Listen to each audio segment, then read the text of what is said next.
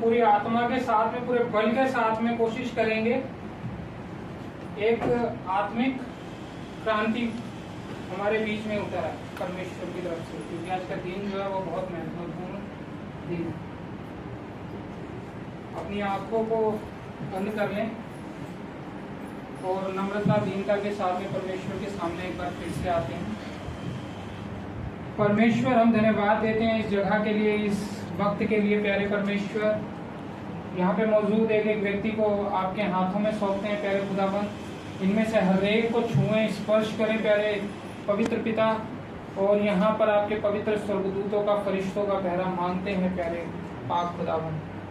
इनके कानों को खोल दे प्यारे परमेश्वर, इनकी आत्मिक आंखों को खोल दे प्यारे परमेश्वर। इन्हें आज एक दिव्य दर्शन से भर दे प्यारे परमेश्वर। जो दर्शन इनको नहीं मिले प्यारे परमेश्वर, वो आत्मिक दर्शन आज इन्हें प्राप्त होने पाए वचन के द्वारा प्यारे सामर्थी परमेश्वर। इस जगह पर संपूर्ण तरीके से तेरा कंट्रोल होने पाए प्यारे पवित्र पिता, और तेरा अभिषेक बहने पाए मेरे सामर्थी परमेश्वर। तेरा अभिषेक बहने पाए प्यारे परमेश्वर यहाँ पर, ताकि लोग तेरे अभिषेक में खड़े रह सके प्यारे परमेश्वर। ऐसी सामर्थ्यता इन लोगों को देना, हाँ प्यारे परमेश्वर, ताकि तेरे नाम की स्तुति होने पाए, तेरे नाम की महिमा होने पाए। और जो कुछ भी मांगने से भूलते हैं वह भी मांगते हैं बस यीशु के नाम में मांगते हैं, आमीन। परमेश्वर का बहुत बहुत धन्यवाद हो, जो एक बार फिर से इस मौके पर परमेश्वर ने हम सबको एक साथ जोड़ा। ये दिन एक बहुत अद्भुत दिन है, 15 अगस्त, जिसमें हम सब मिलकर के इकट्ठे हुए और एक बार फिर से हम उन्नति की ओर, आत्मिक उन्नति की ओर बढ़ रहे हैं। हम परमेश्वर की तरफ चलते हैं निगाहों को करते हुए। आज जो वचन है वो है यहेजकेल। आप सब पुस्तक में निकाल सकते हैं, यहेजकेल की पुस्तक है। पेज नंबर अगर हम बात करें तो 988 नंबर पेज है।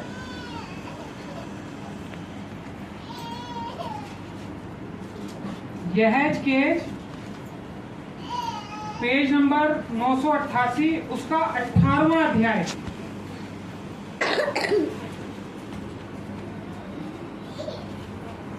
सबने निकाल लिया?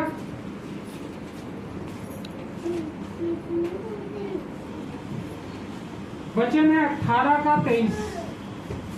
ये वचन मेरे हृदय के बहुत नजदीक है। जब मैं बहुत नया नया परमेश्वर में आया था, बहुत ही उत्साह और जोश से भरा हुआ रहा करता था, तब ये वचन मुझे मिला परमेश्वर की ओर से। और इस वचन पे मैंने न जाने कितनी बार मनन किया, और आत्मा से मैं हमेशा भर जाया करता था जब जब ये वचन पढ़ा करता था। इस वचन को मैं आपके सामने फिर से पढ़ता हूँ। वचन को मैं फिर से बता देता हूँ। यहेजकेल की पुस्तक, उसका 18 अध्याय का 23वां वचन, जिसमें लिखा हुआ है, प्रभु यहोवा की यह वाणी है, क्या मैं दुष्ट के मरने से कुछ भी प्रसन्न होता हूँ? क्या मैं इससे प्रसन्न नहीं होता कि वह अपने मार्ग से फिरकर जीवित रहे? 24 भी आगे पढ़ रहा हूँ। परंतु जब धर्मी अपने धर्म से फिरकर टेढ़े काम वर्ण दुष्ट के सब घृणित कामों से के अनुसार करने लगे, तो क्या वह जीवित रहेगा? जितने धर्म के काम उसने किए हो, उनमें से किसी का स्मरण न किया जाए। जो विश्वासघात और पाप उसने किया हो, उसके कारण वह मर न जाए। आज जो हमारे जीवन के हालात हैं इस वचन से जुड़े हुए हैं। हमारे जीवन का जो स्ट्रक्चर है वो सब इसी से जुड़ा हुआ है। हमारे जीवन में कई बार ऐसी दुख, परेशानियां, तकलीफ आती हैं कि हम अपनी आत्मा में, अपने शरीर में होते हुए परमेश्वर को कोसते हैं, परमेश्वर से घृणा करना शुरू कर देते हैं। हे परमेश्वर, तूने मुझे क्यों दुख दिया? क्यों मुझे तकलीफ दी? क्यों मुझे तकलीफ दी? क्यों मुझे दर्द दिया? ये व्यक्ति क्यों मुझे परेशान कर रहा है? ये लेडीज मुझे क्यों परेशान कर रही है? ये जेंट्स मुझे क्यों परेशान कर रहा है? मेरा पड़ोसी मुझे क्यों ताड़ना दे रहा है? ये बीमारी मुझे मेरे पीछे क्यों पड़ गई है? लेकिन इन सब के ऊपर परमेश्वर एक काउंटर क्वेश्चन करता है, क्या मैं प्रसन्न होता हूं किसी की मृत्यु से?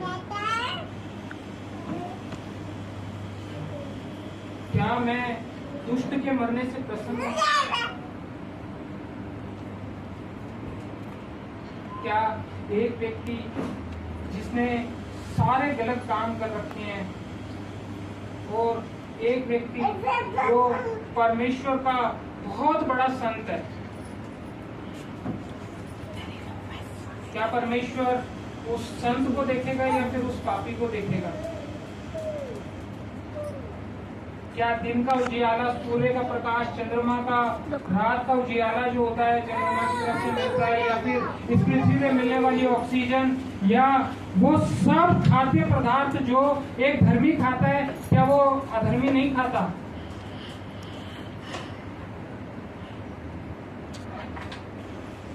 जो ब्लेसिंग्स परमेश्वर ने एक धर्मी के लिए रखी है, क्या वो ब्लेसिंग्स एक पापी के लिए नहीं रखी हुई?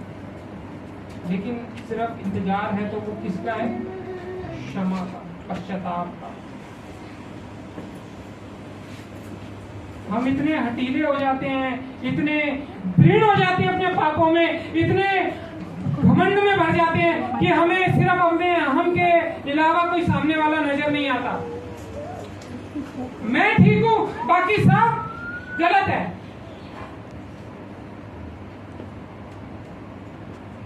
क्या परमेश्वर भी ऐसा ही कर रहा है?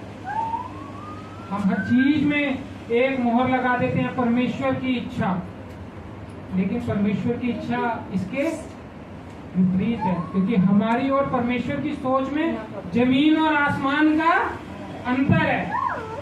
लेकिन परमेश्वर को हम क्या करते हैं? अपने अनुसार चलाने की कोशिश करते हैं, क्योंकि परमेश्वर को तो हमने शायद खरीद ली है। रोज मार्केट में जाते हैं, सामान लेके आते हैं, परमेश्वर को भी हमने खरीद लिया नहीं। अगर आपके मन विचार में, आपकी आत्मा में, शरीर में कहीं भी ऐसा विचार चल रहा है, तो इसी समय, इसी घड़ी, इसी क्षण उसे निकाल दें, क्योंकि परमेश्वर का दर्शन एक बहुत अद्भुत दर्शन होता है। परमेश्वर वेट नहीं करता कि एक पापी मर जाए। परमेश्वर अंत तक धीरज धरता है कि वो पापी, वो व्यक्ति अपने पापों से पश्चाताप करे, मन को फिराए और मेरी नजदीकी में आ जाए, ताकि मैं उसे क्षमा करूं और जो ब्लेसिंग्स, जो आशीष, जो उसको नया जीवन मैंने उसको देने के लिए रखा है, वो उस चीज को प्राप्त करे। अगर एक धर्मी व्यक्ति, एक संत, एक प्रेरित, एक परमेश्वर का एक सबसे बड़ा व्यक्ति, अगर वो गलत काम करे, याद रखिए मैं बहुत बड़ी बात कह रहा हूं परमेश्वर के लोगों, उस पापी का तो बचना मुश्किल नहीं है। वो पापी तो बच जाएगा क्योंकि उसने पश्चाताप कर लिया है। लेकिन जो परमेश्वर में होते हुए परमेश्वर की आज्ञा से दूर हो जाते हैं, क्योंकि हम इस पृथ्वी पे रहते हैं। आज एक ऐसा जंजाल, एक ऐसी मोह माया इस पृथ्वी पे विचलित कर रही है, घूम रही है, जो हर व्यक्ति को मोह में कंट्रोल किए हुए।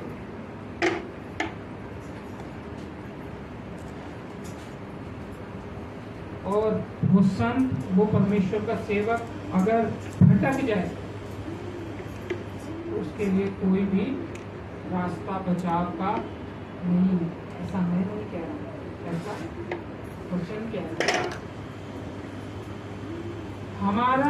हमारे जीवन को बदलना बहुत बहुत महत्वपूर्ण है। लड़ाई सिर्फ मेरी नहीं है, मेरी आत्मा की नहीं है, वरन सारी दुविधा का जो कारण है वो है मेरा शरीर, मेरा शरीर। क्योंकि तकलीफ हो रही है, दर्द हो रहा है, दुख हो रहा है, परेशानी